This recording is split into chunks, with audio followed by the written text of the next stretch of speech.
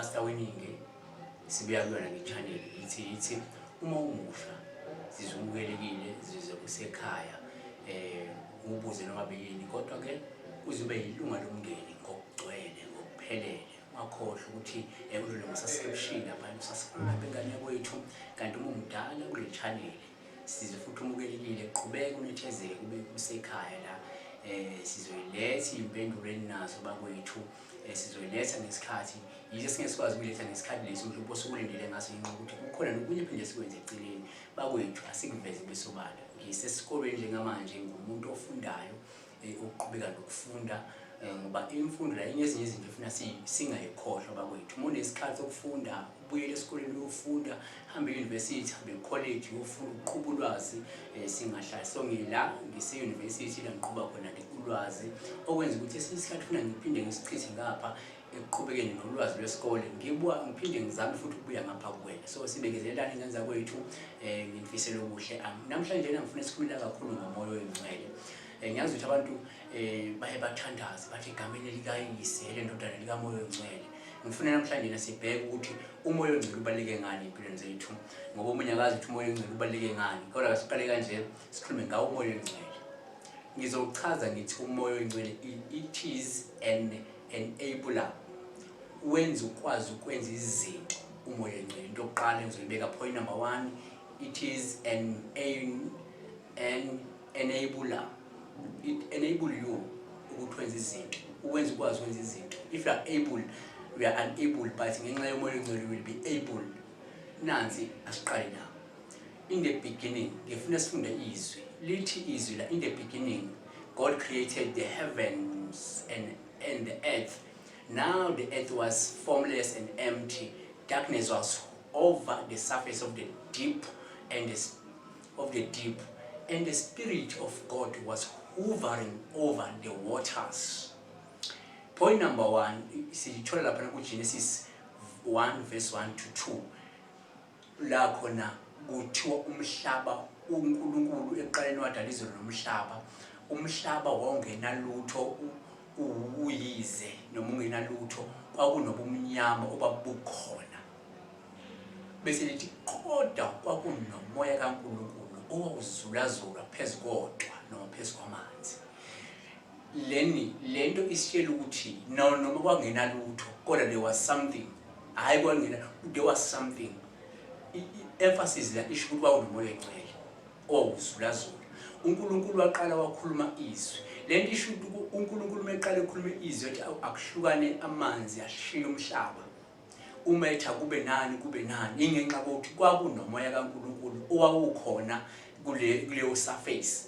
If umoya oyingcwele wawungekho okusho ukuthi uNkulunkulu wayengeke akwazi ukuthi engadala izinto ngoba kusho ukuthi kwangena connection between uNkulunkulu nomhlaba noma ke nalotho kodwa ngenxa yomoya kaNkulunkulu owawukhona ingakho uNkulunkulu athi makakhuluma izwi kwenzeka. Asiphinde sifunde la lithi la 1 Corinthians noma abaseKolinte bokuqala chapter 6 verse 19 to 20 lithi do you not know that your bodies are the temples of the Holy Spirit who is in you whom you have received from God? You are not on your own, you were bought with a price, therefore honor God with your bodies. Lithi la aninodwa umzimba wenu uyithempeli kaNkulunkulu noma uyithempeli likamoya oyingcwele noma lika lomoya kaNkulunkulu okini enuthole kuNkulunkulu aninodwa nathengwa ngenani bakwethu.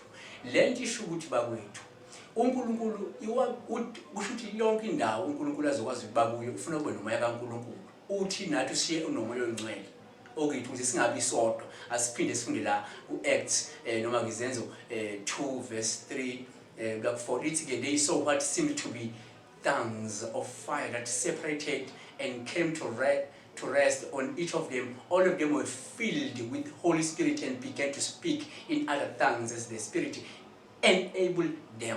La baqala bakhuluma ngezilimi ngenxa yomoya oyingcwele kubo. Lithi kwabe sikuba nomoya oyingcwele baqala bakwazi ukukhuluma ngezilimi. Kusho ukuthi kwa umChina wakwazi ukukhuluma ngesiZulu, umZulu wakwazi ukukhuluma iEnglish, noma umGreek wakwazi ukukhuluma isiHebheru, umHebheru wakwazi ukukhuluma isiGreek.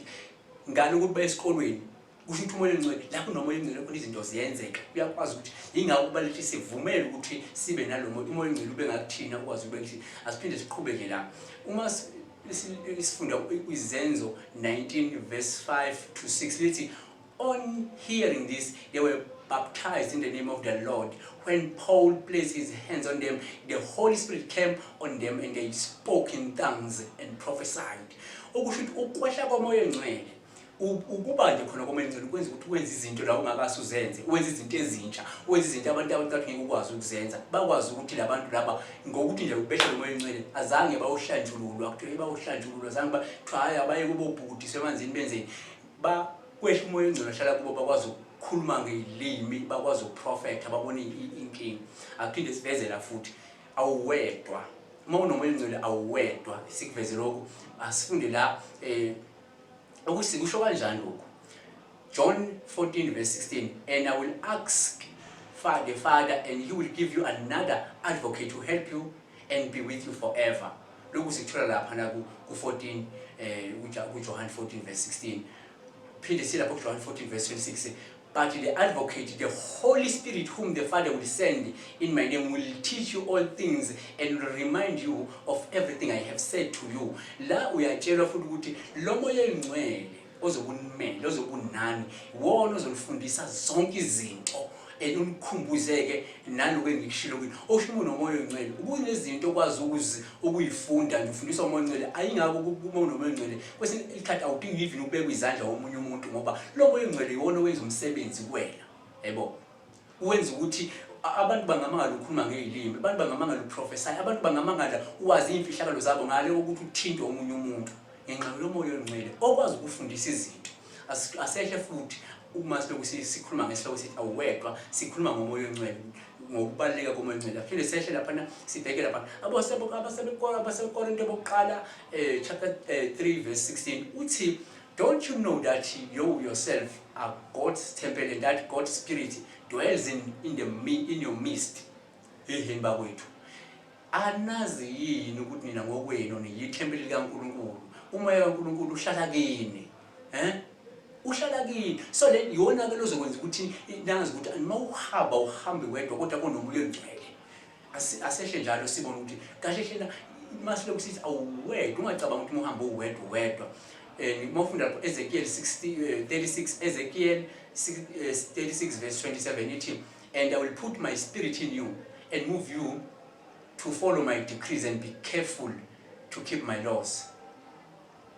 Ngizofaka umoya wami kini ukuze nilandele imfundiso zami, nenze niqaphele ukugcina imithetho yami.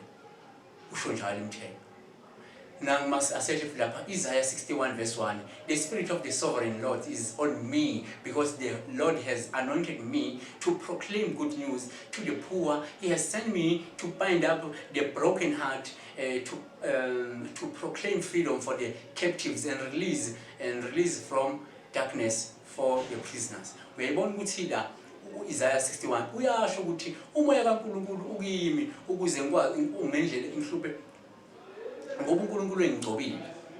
Usho njalo Isaiah lapha emgcobile ukuthi akwazi ukuthi ekwazi lokubopha noma ukubhanisha inhliziyo eziphukile, akwazi ukuthi futhi akhulume ngenkululeko noma lethe inkululeko abantu abathunjiwe, aphinda akhulule nabantu abasebomnyameni abayiziboshwa. Asikhulume futhi ngesihloko la esisho ukuthi umoya ongcwele give you strength. Umoya ongcwele ukupha amandla. Sikuthola kublog, sikuthola kuizenzo 1 verse 8. But you will receive power when the Holy Spirit comes on you, and you will be my witness in Jerusalem, in all Judea and Samaria, and to the ends of the earth. Umuthola umoya ongcwele uba namandla.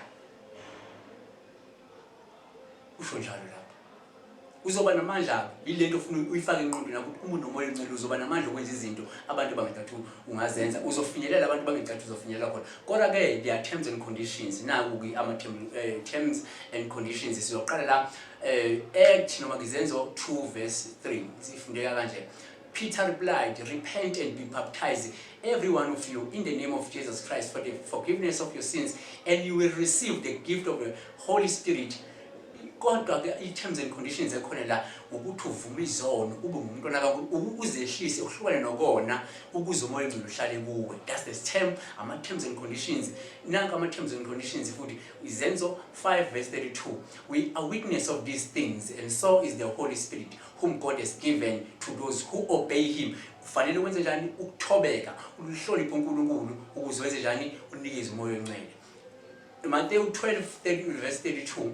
Anyone who speaks a word against the Son of Man will be forgiven, but anyone who speaks against the Holy Spirit will not be forgiven, either in this age or in the age to come. Akwazi ukudelela umoya ongcwele, ungamdelela uJesu, ungamdelela uNkulunkulu. Lithi iBhayibheli umoya ongcwele uwona ophakathi kwethu noNkulunkulu, uwona okwazi ukuthi intervene between umuntu noNkulunkulu. So uma udelela umoya ongcwele usho udelela akekho yo intervene, but ungadelela uJesu the intervention ikhona umoya ongcwele. Ungamdelela uNkulunkulu but intervention ikhona ngoba umoya ongcwele. Don't ever udelela umoya ongcwele. Asikhulume la ngoMathewu 12:31. And so I tell you, every kind of sin and slander can be forgiven, but blasphemy against the Spirit will not be forgiven. Wenza sure ukuthi udelela ungadelela umoya ongcwele ngoba uma ungakhuluma ngomoya ongcwele ngeke wathethelelwa. Asikhulume la siphetheke ngokuthi umoya ongcwele liberate, umoya ongcwele uyakhulula, umoya ongcwele uzokhulula. Lithi izwi lapha abaseKorinte besibili chapter 3:17. Now the Lord is the Spirit, and when the Spirit of the Lord is, there is freedom. Abantu abakhululekile, abantu baneyinkinga, abantu banoyonke usiza ababhekene nalo because abanawo umoya ongcwele. I-freedom uzoyithola kanjani wena umoya ongcwele? Uzoyithola kanjani izinto ezizokunika ukukhululeka empilweni ungenawo umoya ongcwele? Kubalekile ukuthi samukele umoya ongcwele, sibe ngabantu abangcwelisiwe ngomoya ongcwele ukuze sikwazi ukuthi sibe ne-freedom. Usho njalo la iBhayibheli. Bekufuna sikhulume ngomoya ongcwele ubheke ukuthi yiphi irole edlalwa umoya ongcwele empilweni zabantu, yiphi irole ongadlalwa umoya ongcwele empilweni yakho. Kufanele